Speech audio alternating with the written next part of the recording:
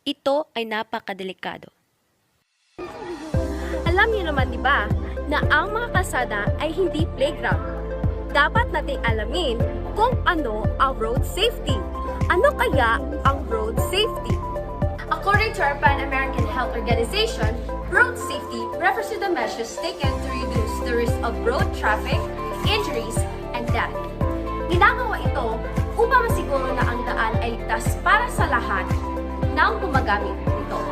Kaya naman, bilang commuter, drivers, siklista, magbibigay kami ng mga tips upang masigurado na ang daan ay ligtas para sa iyo at sa iba pa. Dahil sa ligtas na kalsada, ligtas rin ang ating buhay. Sa ating paglalakbay sa araw-araw, mahalaga ang kaligtasan sa kalsada. Kaya ang mga commuters, ano kaya ang inyong gagawin? Una, palaging tumawid sa tamang tawiran. Pangalawa, ugaliing tingnan ang mga traffic signals at siguraduhin ligtas bago tumawid. At pangatlo, sumakay lamang sa mga lisensyadong sasakyan. Ang mga tips para sa mga driver. Una sa lahat, panatilihing suot ang inyong mga seatbelt upang mapanatili ninyo ang inyong kaligtasan. Ikalawa, ugaliing sumunod sa mga traffic signs at magdahan-dahan tuwing dumadaan sa mga pedestrian crossing.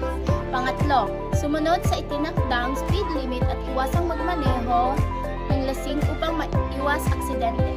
At sa mga motorcycle drivers, dapat laging nakasuot ng safety helmet. Ngayon naman ay alamin natin ang mga kailangan gawin ng mga siklista kapag nasa kalsada. Una ay pagsusuot ng helmet upang maiwasan ang fatal brain injuries. Ang pangalawa naman ay magkakabit ng pag-stones the lights upang makita natin ang daan at upang makita rin tayo ng mga tao. Ang pangatlo naman ay manatili ng mga dark lights.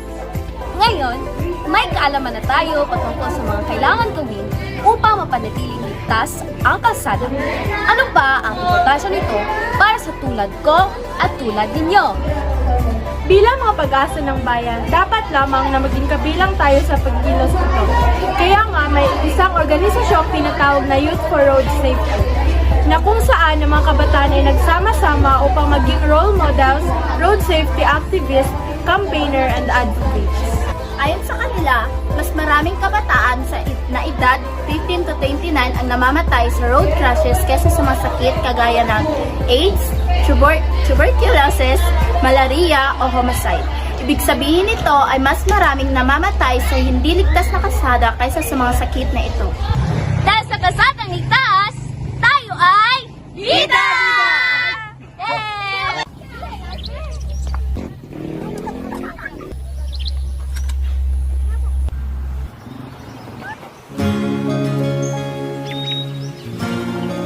Tingin ka naman sa dinadaanan mo! I'm Lawrence, by the way. I'm Lorraine.